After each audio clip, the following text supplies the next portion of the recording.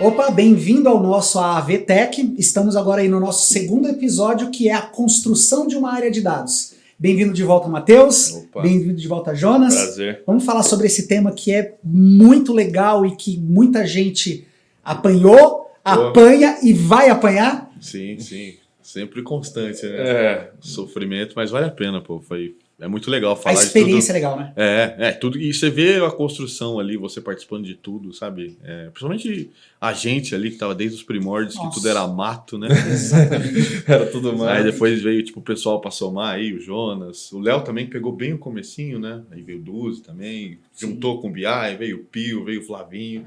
Hoje tem 10 pessoas. Né? 9, 10 pessoas O na nossa Germano equipe. também agora tá fazendo parte, então... Tá toda subdividida, Sim. agora tá... Todas... Agora tá o Quem faz supra-sumo, o quê? né, cara? Tá Agora a gente tem uma área de Tá dados. subdividido, cara. Isso é o mais importante. Que antes você matava, descamava, fritava e punha pra vender ainda. Não, na verdade, antes a gente era visto até como um time de desenvolvimento, né? O que é meio equivocado, assim, na teoria. Mas eu entendo, acho que é meio que... Toda startup, acho que começou assim, né? A questão da área de dados. Acho que todo mundo viu que tava... Putz, eu preciso contratar um cientista de dados, mas nem sabia o porquê. Eu acho que era essa a grande questão. Aí falou, vou contratar e a gente vê o que faz. É porque dados é algo muito novo, que tá no hype, todo mundo, mas tipo assim, eu preciso disso que eu sei que eu vou fazer mais dinheiro, vou conseguir avançar e tal, de fato, mas não conhece, é muito novo para pessoal, quem tá gerenciando conhecer, né? Eu preciso ter, mas e agora? Eu tenho, e aí, o que eu faço? Quais são as premissas para eu ter um cientista de dados, por exemplo, o que que precisa para trabalhar, né? Então, não adianta você contratar um cientista de dados se você... Suas bases de dados estão inutilizáveis. Faz ciência aí, vai. Tipo assim, o cientista de dados é o cozinheiro. O cara vai pegar a comida ali, só que se não tiver quem for pra pescar, comprar no Ceasa, quem vai lá pegar as coisas, quem que depois vai entregar o prato, quem vai fazer... Então, é um processo ali, né? São etapas e às vezes o cara fala, não, pegamos um cientista de dados, agora todo mundo vai almoçar, vai jantar, vai dar tudo certo. Não, é um processo bem... longo, assim, a longo prazo, na verdade. Acho que você conseguir montar uma área de dados robusta, assim, uma área de dados que funciona do jeito que tem que funcionar. Porque, falando a verdade, acho que autoavaliar começou pela ciência de dados, assim como a maioria das startups começaram e viram que, na verdade, você tinha que começar pela engenharia de dados. Mas é porque é o nome mais famoso, né? Sim. É o nome mais famoso. Hoje meio que se inverteu, né? Hoje tá no hype engenheiro de dados aí, a gente vê no mercado, tá muito mais difícil de... Mas será que é justamente por causa desse erro que a maioria comete? Sim, isso sem dúvida. Porque eu mesmo, quando comecei, cara, eu nem sabia que existia engenharia de dados. E você se encaixou perfeitamente nesse... Até faço um elogio. Você tá mandando super bem, assim, como engenheiro, sabe?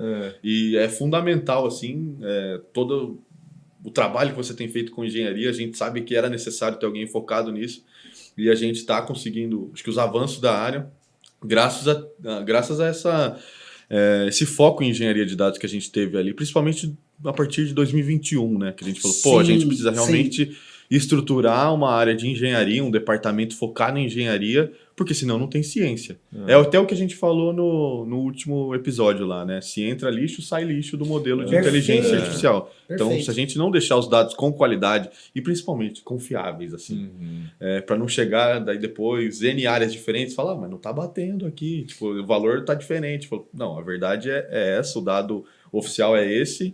E é esse que a gente tem que trabalhar e ver como aceitável. Assim. E saber como se trabalha, né? Sim. Quando você chegou, já estava você, Adriano? Ou qual foi a ordem? Pô, é que você estava antes em outra área, né? Eu estava antes em outra área, né? E aí, quando eu fiz a migração, inclusive, de carreira, né? E aí eu fui para a área de dados... eu comecei como cientista de dados e ao longo do tempo eu acabei me descobrindo como engenheiro, mas a gente fala isso mais pra frente. Eu acho que quando eu fui para a área de dados, não deu um mês e meio, o Matheus veio. Foi 2019? Foi 2020. Foi 2020. Comecei da pandemia. Eu comecei oficialmente, foi na primeira semana de maio. Eu acho que você começou... Eu fiz a transição entre fevereiro e março. Eu 2020, dois então meses eu tava na área 2 meses, o Matheus chegou. E aí vocês eram em quantos? Pô, era eu, você e o Gui. E o Guilherme, fazendo, sim. Tipo, não tinha essa subdivisão que a gente tem hoje, né? Tem engenharia de dados, BI, ciência de dados, e agora até começando algo de MLOps, né? Mas antes era todo mundo fazia tudo que precisava. Eram 3 cientistas, o Matheus sendo o cara mais experiente, né? Porque já tinha feito estágio, é um estatístico, então ele já tinha toda essa bagagem para pelo menos ajudar a gente, mas... era aquilo, a gente tinha que fazer tanta... A questão que falou da manipulação, né? Falou no outro episódio da manipulação. A gente tinha que fazer tanta manipulação de dados, tratar tanto, sabe? Que é a parte mais ali, mas trabalhosa. Tanto tempo nisso que a gente não conseguia fazer. E era aquela questão, realmente, tipo, você não conseguia fazer ciência com os dados que tinha naquela época. A gente precisava ter os dados maduros e confiáveis para poder trabalhar com ciência e desenvolver os N modelos que a gente tem hoje em produção, né? Principalmente até, vamos falar um produto, a tabela autoavaliar. Ela melhorou muito do que a gente tem hoje, graças a esse cuidado, essa atenção especial aos dados ali desde o início, desde a coleta ali dos N sistemas diferentes. Exatamente. E isso foi legal porque não mudou a questão da qualidade da tabela autoavaliar em si. A qualidade da tabela autoavaliar sempre existiu. A diferença é que o volume de informações com qualidade aumentou, cara, quase que exponencial. A gente fala aí, números hipotéticos. A gente tinha 10 mil registros, para hoje a gente está aí na casa dos 400 mil. Então, ter esse cuidado da manipulação, da extração dos dados, e aí sim você ter toda essa etapa para vocês cientistas poder trabalhar, cara, deu um salto enorme na qualidade. E o pessoal não imagina, né? Tipo, o pessoal fala, contrato cientista, tá tudo certo. Mas o que o cientista faz? Ele pega os dados, a informação, o que os sistemas geram de informação e transforma em insights, em ideias, em igual BI, enfim. E acho que uma coisa que o pessoal também, quando vai criar área de dados ou quando já tem alguma empresa, não dá importância, é no momento da geração da informação. Isso começa a importância. Então, o pessoal de dev ou que faz os sistemas, ou mesmo sistemas comprados, adquiridos, sei lá, seja de RH, sistemas que ajudam ao gerenciamento de contratos, o que for, esses sistemas são a origem da informação, são de extrema importância para todo o processo. Então, começa na geração da informação, seja para quem desenvolve, né? No nosso caso aqui, seja plataforma B2B, a geração da informação para a gente ter um dado com qualidade, que é o que o Mati vem falando, um dado que a gente possa confiar nele e falar, olha, o que vem aqui é um dado preciso, é um dado que a gente sabe que a gente pode confiar nele, pode usar sem... Está preenchido corretamente. Está preenchido corretamente, não vai ter algum erro de preenchimento absurdo, enfim. E esse processo que eu acho que é o primeiro passo ali para a gente começar a pensar em dados, né? É ali o berço ali do dado, onde ele nasce, né? A geração dele. Mas você vê que bacana, a gente tá maduro ao ponto de estar num nível de conseguir conversar com o pessoal de desenvolvimento para até ajudar a maneira que esse dado vai ser gravado. Isso que é o bacana.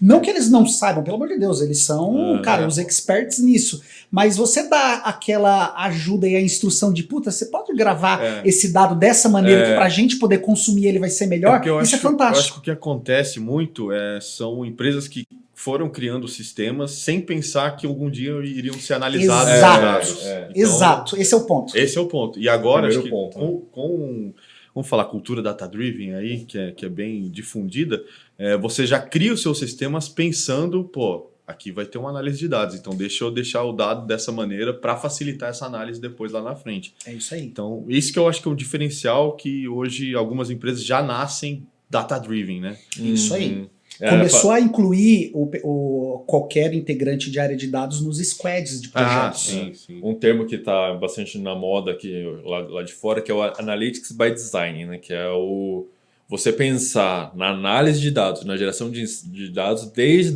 do design, da criação daquele sistema. Então, hoje em dia, quando a gente fala do que está sendo trabalhado lá fora, né? Que eles já estão mais acostumados com isso, o pessoal vai criar um sistema, sei lá, uma empresa, um sistema do que for, eles já estão pensando, a gente vai fazer desse jeito e já pensando em como que a gente vai gerar dados e analisar esses dados para vender, para gerar insights, que for para a gente melhorar a partir disso. Então, essa mudança de pensamento também é muito importante, algo que tem que ser levado em conta quando a gente começa uma empresa ou começa a pensar em dados aqui no Brasil. E não só ir armazenando de qualquer jeito, assim. Ou às vezes nem armazena, nem né? Armazena, coisas super importantes, assim. Tá funcionando aqui, eu criei uma calculadora que soma, mas... e o usuário, né? E a gente consegue... É ouro, né, hoje em dia, essas informações. Exatamente. Não, é o lance do seguinte, né? Esse dado não é importante. Peraí, não é importante para você. Para você, E, cara, essa sinergia que você citou muito bem, a questão do design alinhado com a arquitetura de software, essa sinergia que está tendo agora das empresas, inclusive a nossa, ainda bem, a pessoal da arquitetura trabalhando junto com o pessoal de dados, cara, tem gerado, assim, informações valiosas para você poder consumir isso depois para o negócio em si. Não, eu acho que até algo que a gente bate muito na tecla vai começar um produto novo, vai começar qualquer coisa nova na empresa. Exato. Chama o profissional de dados.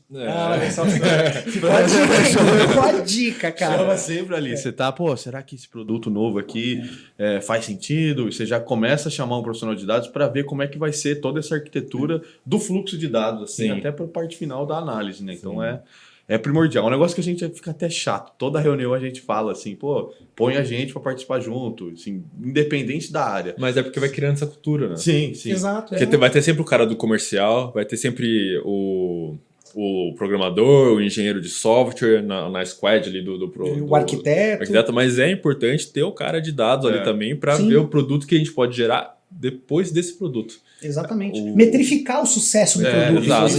Isso é fundamental. É o mínimo, né? Seria cara, pensando então na construção da área de dados, vamos dizer, primeiro erro, a gente como montar essa área, os profissionais corretos para essa área. Isso. Primeiro erro. Verdade. Acho que o primeiro erro... Acho que não é nem erro. Assim, mas correto que a gente fala não se o cara é um profissional bom ou ruim. Correto fala assim a função, o job description que aquele cara vai executar. Eu acho que talvez até depende muito de empresa, né? Que às vezes não... Tamanho da empresa. Tamanho da empresa, necessidade ali. Mas acho que vamos falar assim, um cenário mais genérico. Assim. Eu acho que o primeiro ponto é você montar os pilares ali. E você monta os pilares com engenheiro de dados, com arquiteto de dados. É um pessoal ali para realmente montar todo o fluxo, o pipeline desde a captação dos dados até tratamento, manipulação. E a gente tem um data lake assim para conseguir ter esses dados disponíveis assim de forma oficial para a empresa e que esteja, que nem a gente bateu nessa tecla, né, de dados confiáveis. Então, você já tem ali toda uma curadoria. E eu acho que o segundo ponto seria pensando na governança. Até antes de pensar na análise, né? Porque você tem que ter uma governança bem estabelecida. Acho que o Jonas até pode falar melhor disso aí, que ele trabalhou no Itaú com governança. Bem, né? Que daí eu acho que viria a parte de ciência de dados mesmo, para trabalhar com modelo estatístico, modelo de inteligência artificial, que aí você já tem toda a base formada ali, a base sólida de dados. E BI também, acho que já entraria nessa parte, que você já tem uma fonte ali confiável. E aí, na sequência, ali entra o departamento novo que a gente está almejando, que é o de MLOps, que é a parte que cuida dos modelos em produção, né? Que a gente, questão de retreino, questão de avaliação de métricas do modelo, para ver se ele está precisando de um ajuste, porque acho que um ponto também legal de comentar é que nenhum modelo estatístico, nenhum modelo de inteligência artificial, ele é eterno, né? Ele não perdura, né? Não, você sempre tem que estar de olho, e é aí que entra a importância dessa nova área de MLOps aí, que provavelmente o Pio vai estar encabeçando, que ele tá mandando super bem nessa parte. Nessa vertente, né? Sim. Acho que pensando num pipeline, dando uma visão geral, a gente tem os sistemas com as informações, a gente tem o engenheiro de dados trabalhando na extração desse sistema, cuidando do data lake, a disponibilidade dessas informações, o tratamento delas, como a gente falou, vem muito dado sujo, por diversos motivos nesse tratamento. Esse dado já tratado, ele passa para um cientista ou um BI. Quando a gente fala ali em tomada de decisão, dashboards, análises ali exploratórias que a gente fala, né, que não necessitam de um modelo avançado ou então de uma técnica de machine learning, algo de previsão. A gente trabalha com um BI, que são tomadas de decisões. Sim. Seria como se fosse um V, eu acho, nesse pipeline. Tá. Ou o cientista, né? Aí seria o BI ou o cientista de dados. O cientista de dados trabalharia com modelos um pouco mais avançados, com questão de machine learning, inteligência artificial, previsões, clusterização, talvez tratamento de alguns modelos de tratamento, como a gente faz aqui, de dados em branco, né, que a gente não tem para prever dados em branco. E aí, finalizando essa cadeia aí, a gente disponibiliza, lógico, para o comercial, para quem precisa, e finalizando essa cadeia, essa pipeline, seria o MLOps que o Matheus citou, né? Que seria, agora que esse modelo está rodando, está em produção, está entregando resultado. Como que eu meço a qualidade disso daí? Eu preciso alterar, como que eu sei que, como ele falou, nenhum modelo é eterno. Eu coloquei lá, pode até durar, mas tem sempre... vai avançando, vai melhorando, dá para ajustar algumas coisas. Então, que é essa parte aí depois da produção, né? Então, fica o engenheiro de dados, BI e, na nossa estrutura aqui, BI e cientistas, e para depois o MLOps cuidando da produção, né? Então, se a gente for pensar na área de dados como um todo, a gente está falando de 4 profissionais diferentes. 4 profissionais diferentes. Falando assim, bem... genérico, assim, acho que essencialmente acho que são esses 4. Eu acho que dá para, não sei, dependendo da empresa, talvez tenha outras funções, né? Uma empresa maior tenha mais, tenha alguém que cuide só da cultura, vários, só da governança, só enfim, do ETL ali, vários tipos de engenheiros, mas eu acho que o grosso, né? O principal seria isso mesmo. Sim. Aí, questão de engenharia, como que você trabalha? Qual que são as suas principais funções aí, Adriano? Você que está nessa parte mais aí. Eu acho que você citou bem, que foi até o ponto que eu citei, que tinha começado como cientista de dados, que eu estava me descobrindo, né? Tinha feito essa migração de carreira profissional, entrando para TI e tudo mais, e aí sempre gostei muito de matemática, né? Então eu sou formado em engenheiro mecânico e tudo mais, e, cara, sempre me dei muito bem com matemática. E aí me veio essa oportunidade para poder trabalhar como cientista de dados, Só que eu comecei a fazer tanta tarefa e tanto trabalho de engenharia que um certo ponto eu cheguei até a me incomodar, sabe? Falei assim, poxa, eu estudei isso aqui, não estou conseguindo aplicar, mas eu vi a importância. Nesse primeiro tempo ainda que estava só vocês dois. Exato. Comecei em 2020, né? Exato.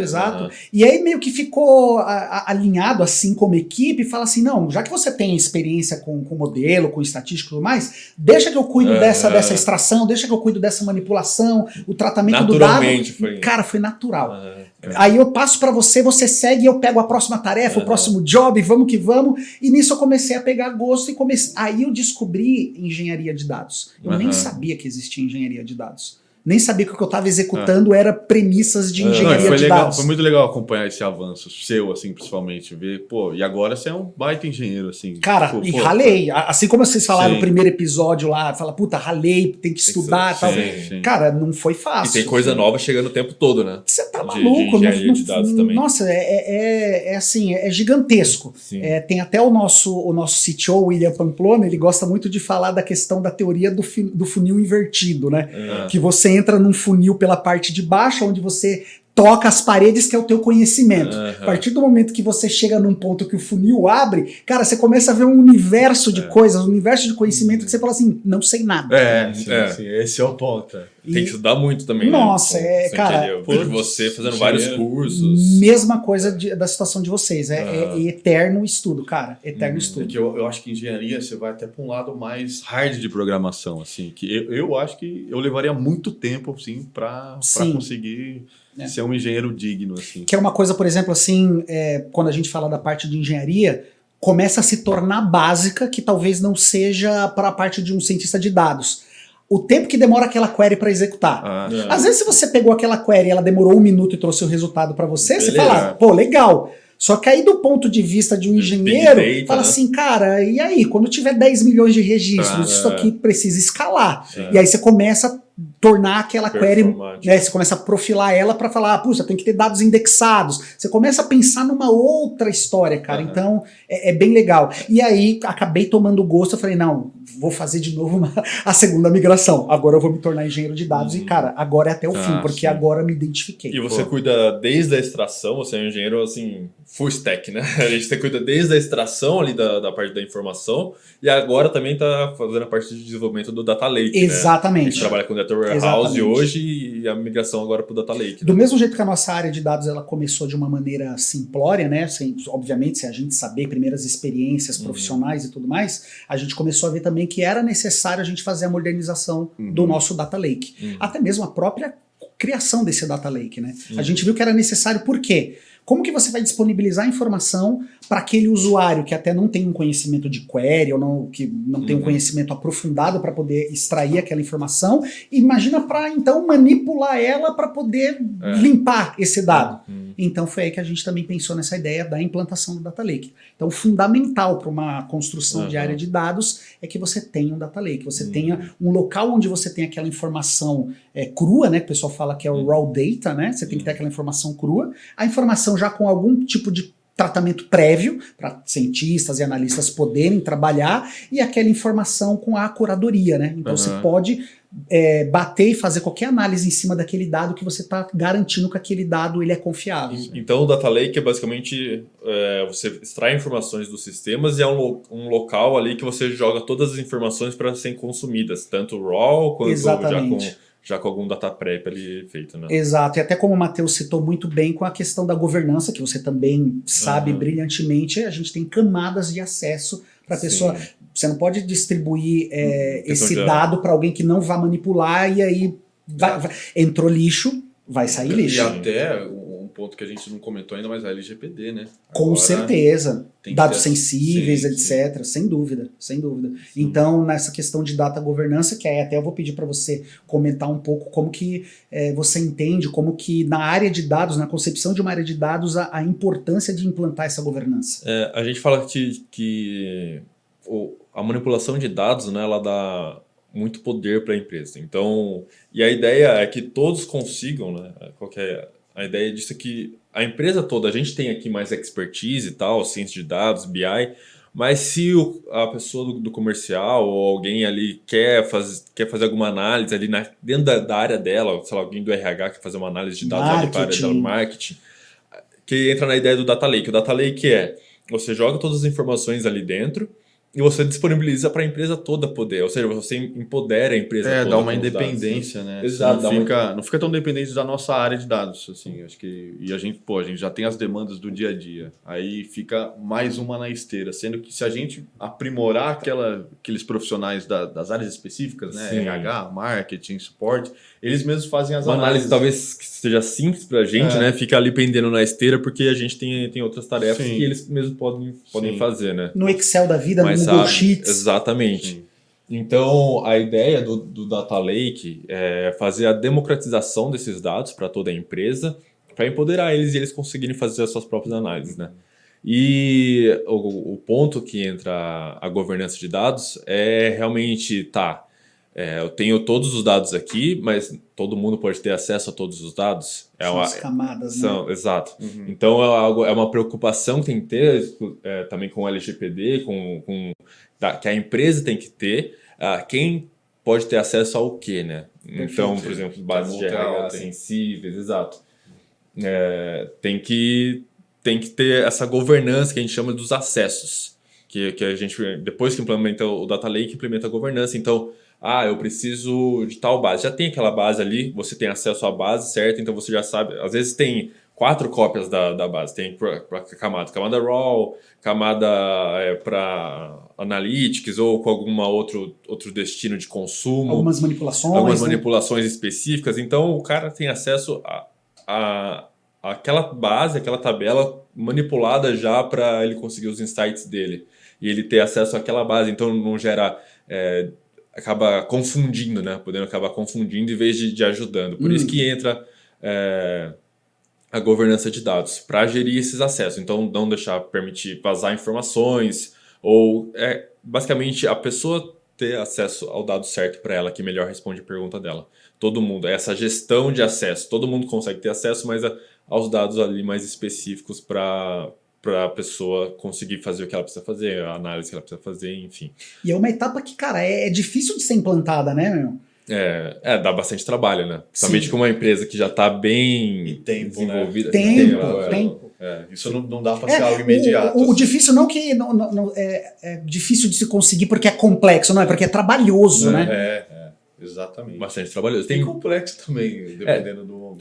depende muito da... Assim. Tem diversas ferramentas para isso. Você tem que ver muito caso a caso, qual que encaixa melhor. Que eu acho que até é nesse ponto que a gente está hoje, né? Exatamente, é o ponto que a gente está vivendo. Vamos fazer o Data Lake. Centenas de ferramentas para criar um Data Lake. Qual que é o melhor aqui para a gente? O melhor acesso, menos custo, mais eficiência. E a mesma coisa para a governança de dados. Né? A gente teria que mapear todas as bases, todos os campos mapeados e todas as áreas e definir qual área tem acesso a qual base, né?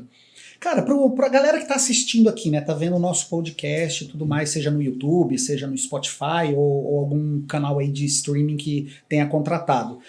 Comecei errado, né? Vamos que nem a gente, começamos errado, só com os cientistas. Qual que é a etapa aí que eu tenha que voltar para trás e falar assim, não, precisa estruturar porque não tá bacana? Você tem que olhar para a base. Para mim é engenheiro. Primeira coisa é a base de engenharia. Que eu acho que mesmo a gente com o cargo de cientista, nessa época a gente fazia trabalho de engenheiro, assim, não tinha como fugir disso, dada a necessidade naquele momento, né? Então acho que você vai ter que, de uma maneira ou outra, olhar para esse ponto ali da arquitetura inteira. Então, alguém focado naquilo, né, cara? Alguém focado ou até mesmo... Porque você desafoga. Exato. Uhum. É um trabalho que não tem como você pular. Não tem como você pular ele. Porque senão você não vai avançar. Acho que esse que é o ponto. E a ideia é você responder perguntas de negócios com os seus dados que você tem, né? E melhorar o seu negócio de acordo com os modelos de inteligência artificial. A gente não faz modelo por fazer modelo, porque por mais que a gente goste, mas a intenção é realmente melhorar. Aquela frase linda que às vezes não se segue, né, cara? Responder orientado a dados. Sim, e com dado ruim a gente não conseguiria... A sua orientação vai ser ruim. A sua resposta vai ser complicada. Exato. Então, realmente, o problema você tem que trabalhar na raiz. Senão... Legal. Depois, assim, vocês entraram como cientistas, a primeira divisão de área que teve aqui foi o Adriano, né, como engenharia de dados, e como que foi? Logo em seguida já entrou BI. Legal esse como ponto. Que foi essa parte aí da entrada do BI que estava lá em negócio pra cá? O cara mais velho que a gente, o Levi, né? O Levi é que mais inclusive velho vai estar casa. em algum outro episódio aqui nosso. Com certeza, tem que chamar a turma de BI aí. Sim. Mas eu acho que é legal comentar todo o passo a passo aí que o pessoal viu aí, né? O Silvio viu como é que foi todo esse crescimento. Até falando por mim, assim, o crescimento profissional que eu tive, não só técnico, mas acho que profissional, assim, acho que principalmente de soft skill, assim, para mim foi muito importante. Justo. Porque, eu era molecão de tudo. Ainda sou um pouco. Mas em 2020 ali eu era, recém-formado. E a gente já meio que pegou essa bucha, assim, né? De construir uma área do zero que tava ali, que nem eu falei, era tudo mato. A confiança deles foi tudo, né, cara? Sim, isso foi principal, assim, né? O pessoal confiar na gente. Tanto que, a gente foi indicando todo mundo aqui pra área, o Jonas, o Léo, o Duzi, e os caras... Profissionais que iam nos ajudar nessa construção, né? Sim, e confiaram muito nas nossas indicações. Sim. E hoje tem dado super certo. Mas ali quando éramos nós três, né, inclusive a gente teve muito atrito no começo, porque justamente porque era um ambiente desorganizado, assim, tava ainda cada um, vamos remar para onde? A gente estava meio que tentando colocar esse rumo para o caminho certo. E aí realmente tinha alguns embates, mas era tudo pensando ali sempre com um objetivo, né? Sim.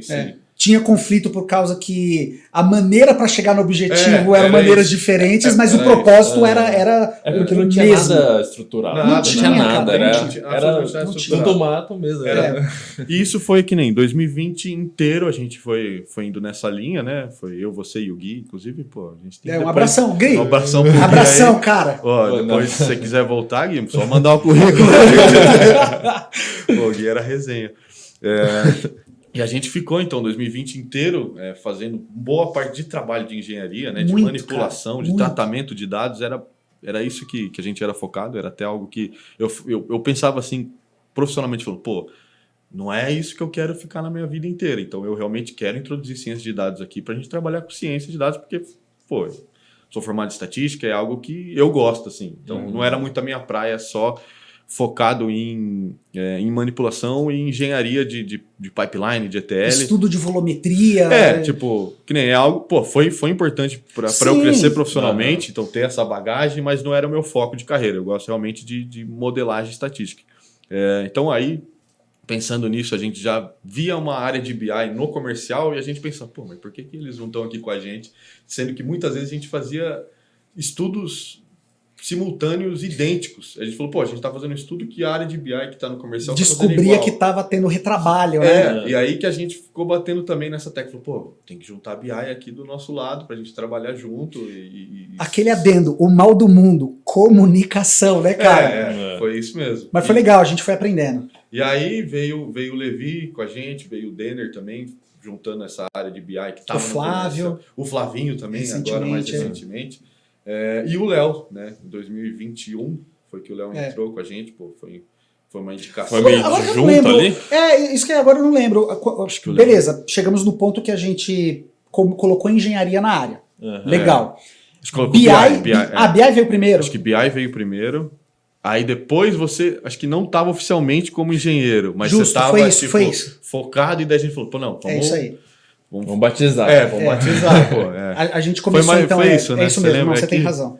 E daí, eu acho que BI foi no início de 21, que somou tudo, que a gente fez várias reuniões de integração ali. E aí acho que já veio o Léo, que eu lembro que eu tava falando com o Léo, acho que meu primeiro contato com o Léo foi em dezembro de 2020. Falei, ei, Léo, como é que tá aí?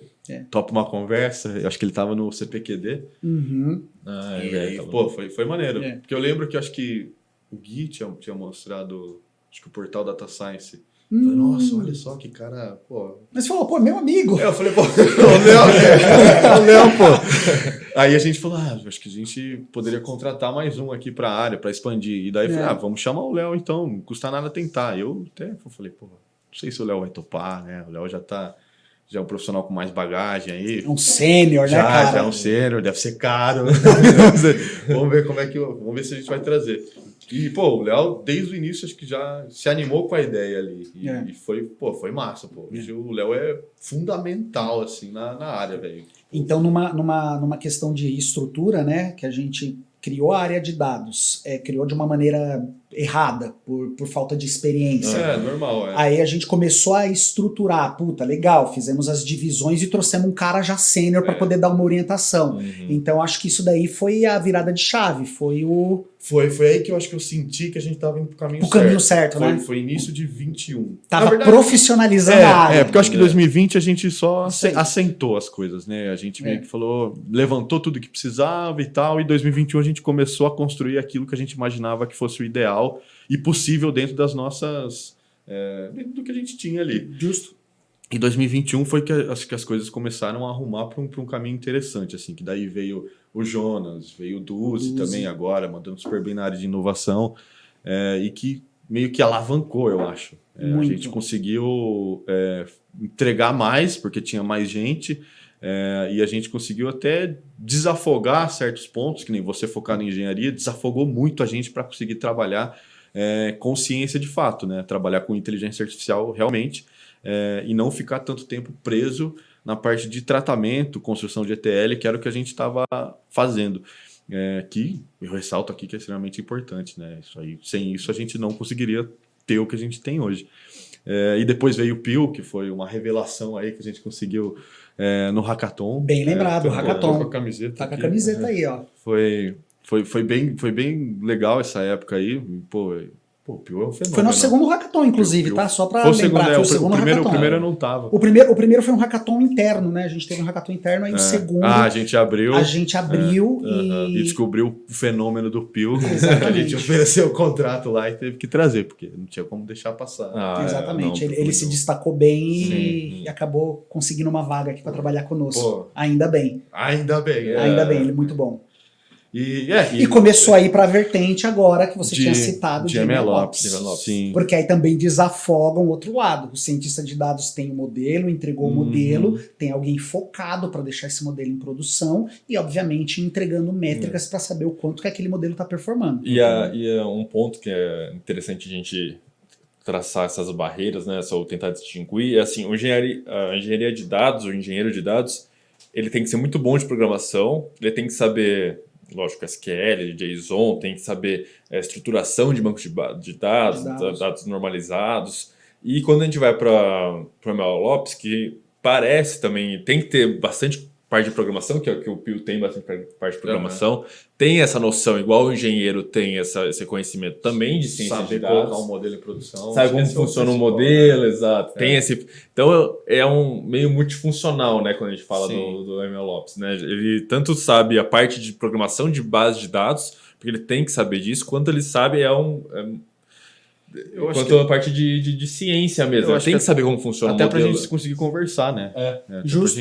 O cientista tem que saber conversar com o engenheiro tem que saber conversar com o MLOps, com o BI. Então, a gente tem que ter um pouco de noção de tudo para conseguir ter esse diálogo. Eu acho que é até legal a gente falar um pouco sobre quais tecnologias ou quais ferramentas cada profissional usa, né? Porque, por exemplo, a gente de ciência de dados... A gente tem que ter um SQL, tem que saber consultar o banco.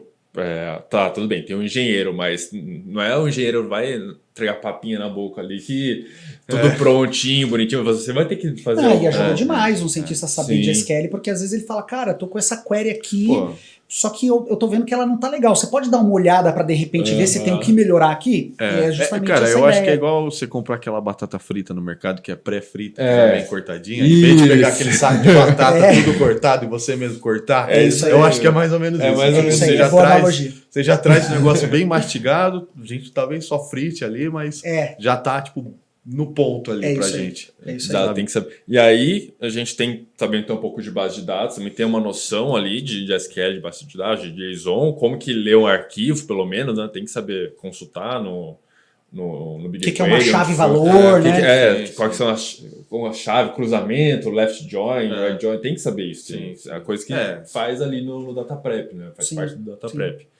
E aí vai a parte de modelagem. Então, a gente trabalha, que mais com R e Python, né? Sim. Tem Julia, tem vários frameworks aí, né? Que dá para utilizar, mas o que a gente está mais acostumado é o R ali no dia a dia. Eu acho que o Python, quando a gente vai colocar algo em produção, né? Ou dependendo também, acho que trabalhar com imagens, por exemplo. trabalhar com uma rede neural mais... sem dúvida. Visão computacional, você vê que a extensão de bibliotecas e pacotes, por exemplo, para um Python é maior para um R do que um R, né? E também a gente é estatística, a gente tem um viés mais pro R, assim. Então, lógico que dá para fazer, tudo que a gente faz no R dá para fazer em Python, né? Porque a gente foi alfabetizado. Mas tem coisas, por exemplo, que no R são muito mais performáticas do que em Python e vice-versa.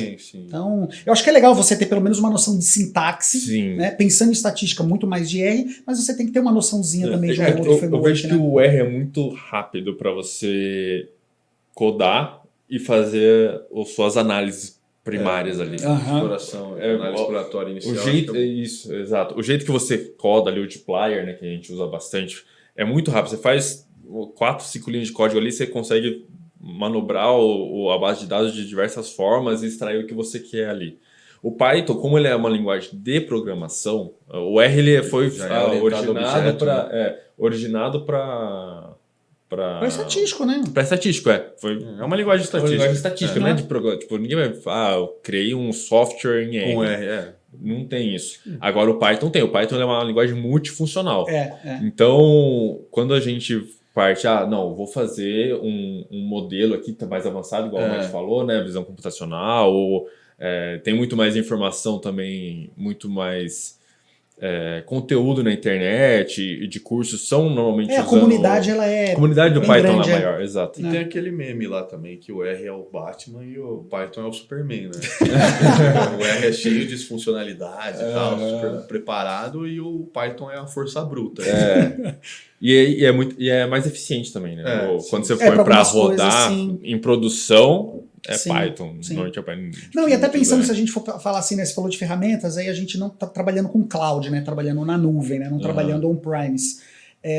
Até própria as SDKs que a nuvem suporta, você vê que, cara, Python tá ali sempre figurando. Assim como o PHP, tem muito como mais Node. usuário também. Exato. Na verdade, eu nunca vi nenhum modelo em produção em R, nada na nuvem em R. Eu nunca vi, não sei se tem. Até existe, né? Se a gente for, de repente, num tema aí falar sobre containers e tudo mais, né? Há a possibilidade de você colocar também. Mas aí entra numa outra vertente, né? Sim. E eu acho que de cientista seria mais essas ferramentas, né? Vamos falar, o principal é R, Python, né? SQL também é importante, que nem você comentou. Teu conhecimento. Sim. E um pouco de linguagem de programação a gente tem que saber, né? Git todos precisam saber. Opa, tocou num ponto importantíssimo. O engenheiro aí brigou muito com a gente por causa disso. E aí de engenharia, qual que você acha que são as ferramentas que você mais usa? Cara, principalmente acho que você dominar, vamos pensar em cloud, né? Acho que a maioria das empresas agora está adotando cloud e acho que isso é irreversível. Acho que a maioria das empresas, talvez por uma regra de negócio, tem alguma coisa on-premise, né, em cloud até pra internos. gente também, a gente precisa saber cloud. Sem dúvida, sem dúvida. Então acho que você tem uma noção boa da cloud que a tua empresa ela trabalha, que ela escolheu, né, seja aí um GCP, um AWS, um Azure, então você tem um bom conhecimento dela e obviamente as funções que aquela cloud te disponibiliza, e aí SQL sem dúvida, Python ajuda muito para a questão de construção de ETLs e ELTs, e ferramentas muito importantes que acho que é para a questão de Big Data, aí, quando você tem uma empresa que trabalha com volume de dados absurdo, é você trabalhar com Apache Beam, Apache Spark, que é entender a questão de Hadoop, etc.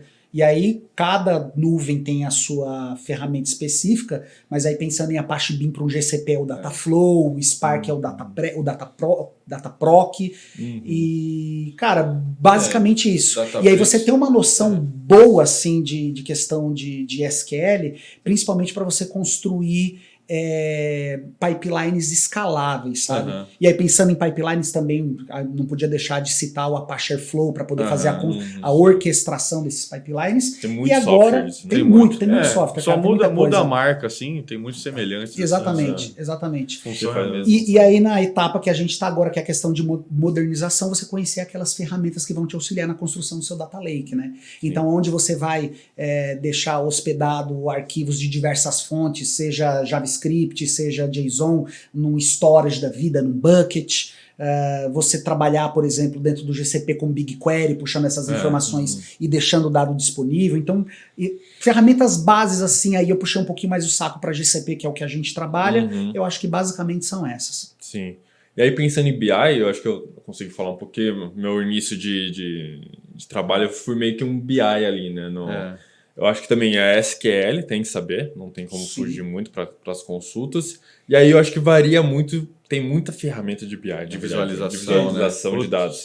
As top 3. Eu trabalhava com Tableau, que é uma das mais famosas, Power BI. Sim. E o que a gente usa hoje aqui no Google, né? Que é o Looker. O Data Studio também. Que virou Looker Studio, né? Mas tem ClickView, tem um monte. Tem mas os top 3 eu acho que estão dominando o mercado são esses que ele citou, já citou. Sim. Tem mais, mas são basicamente acho que essas duas funções, né? O SQL precisa saber consultar, extrair os dados, fazer queries. Conhecer um Excel, né? O Excel está sempre ali. Google Sheets, né? E aí a ferramenta de visualização, né? Sim. E aí pensando em questão de MLOps, eu acho que vai entrar a parte de cloud também, né? Eu acho que o MLOps é um misto de ciência com engenharia. Assim, exato. Um cara bem coringa aí. Construção de APIs. Para justamente fazer a requisição para o que aquele modelo vai responder. De software, assim, é isso aí. É isso aí. É quase um dev ali, né? Sim. Tanto que o Pio ele tem essa multifunção, né? Ele consegue ser quase um dev e quase um cientista ali também, né? Tem o pezinho, um pé em cada. E o framework de versionamento de código que é Git, né? Então, isso acho que todo mundo, né? Não tem como, não tem como fugir. Fundamental. Tanto que acho que é por isso que o pessoal acha que a gente é dev, né? Vê a gente mexendo com as telas pretas lá, uns devzão aí. Fazendo git push, commit. Aí é fácil confundir, né? Não, mas é complicado chamar a gente de dev, pô. A gente não chega nem perto do que o dev sabe programar. Os caras falam, eu nem sei o que estão falando. É outro idioma. Outro universo. Se a gente for pensar assim, friamente, legal, a gente é um desenvolvedor, né? Mas não é um desenvolvedor de software. Eu acho que esse é o principal, né? Então dá até para se colocar ali no cluster de dev, mas... Sim. É que eu acho que ciência de dados, por exemplo, falando de ciência propriamente, o núcleo ali, o kernel nosso ali é matemática e estatística, né? A gente utiliza de TI, utiliza de programação, assim como um físico utiliza de matemática, né? A física não é matemática, mas ela se utiliza da ciência. Eu acho que é a mesma coisa. Como ferramenta, né? Como ferramenta, A gente usa, a computação tá aí pra gente. A gente precisa do computador para rodar as coisas, né? Então acaba que a gente tem que estar nesse lado. Sim. Eu acho que até um ponto legal, porque a gente falando aqui a gente não é dev, é quase um dev, estamos ali perto, a gente precisa das ferramentas. E é um erro que talvez muitas empresas cometam, né? De falar, ciência de dados estão aqui do lado do pessoal de dev.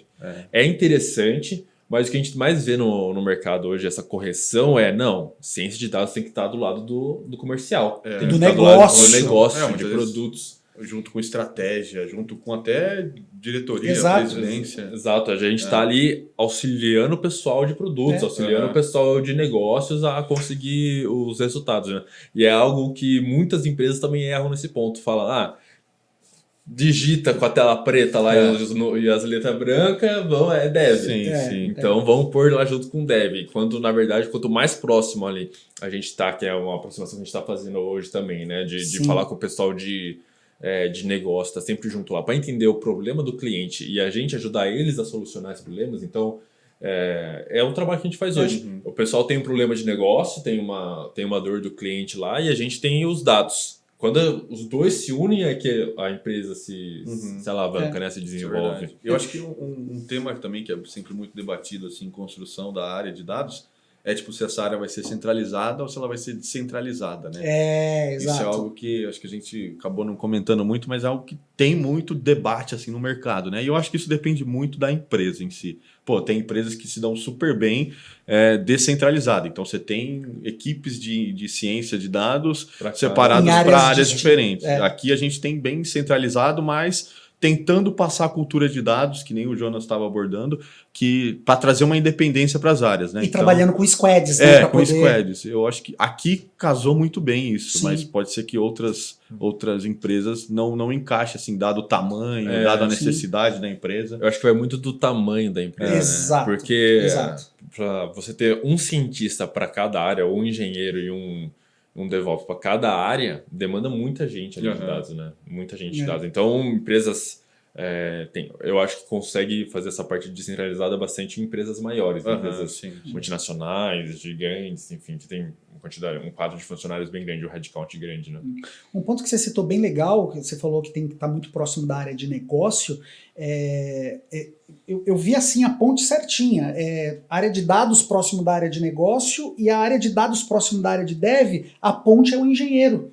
Porque aí o negócio não precisa bater na área de desenvolvimento, ela bate na área de dados que faz a comunicação com a área de desenvolvimento. Acho que isso é bem legal. Esse é um ponto que você falou agora da área de negócios, que é até um erro que às vezes acontece quando você está construindo uma área de dados. Exato, na você construção. Deixar ali, deixa os nerds ali na salinha bitolada. Aí, só que é fundamental esses nerds estarem conectados com a área de negócio. Assim, sem dúvida. Porque, que nem eu falei no começo, né? O principal ali, você está construindo uma área de dados justamente para responder suas perguntas de negócio, melhorar o seu negócio. E se o cientista, se todos não conhecer do negócio, se todos os profissionais de dados não conhecerem do negócio, aí esquece, não faz sentido. Não faz sentido. O próprio termo cientista de dados, quando ele originou, sei lá, em 2016, que ele começou ali a aparecer, ele era visto tipo assim, o cara que é cientista de dados, ele é bom em dev, ele é bom em matemática e ele é bom em negócio. Ele era tipo assim um unicórnio, entendeu? Unicórnio. Porque antes era modeleiro. O cara é modeleiro. Agora, quando o cara é cientista de dados, quer dizer que o cara consegue relacionar os três. Hoje não. Hoje a gente vê que é muito mais... o título ali está muito mais difundido, tal, como ciência de dados. O modeleiro pode ser cientista de dados ali também. Mas era esse aspecto mesmo, né? Que eu consegui conectar a parte de dev, a parte de matemática e a parte de negócio, né? Essa ponte entre os três mesmo. Show de bola. Eu acho que Passamos por todos os pontos, né, que a gente precisava conversar sobre construção, né? Acho que a gente abordou bastante coisa aí. Se ficou alguma dúvida aí, a gente também fica à disposição. Maravilha. Não, mas acho que legal. Acho que a gente encerra por hoje esse nosso segundo episódio e eu peço para vocês ficarem ligados aí que no terceiro episódio vem coisa boa por aí. Obrigado, pessoal. Valeu, gente. Valeu, galera.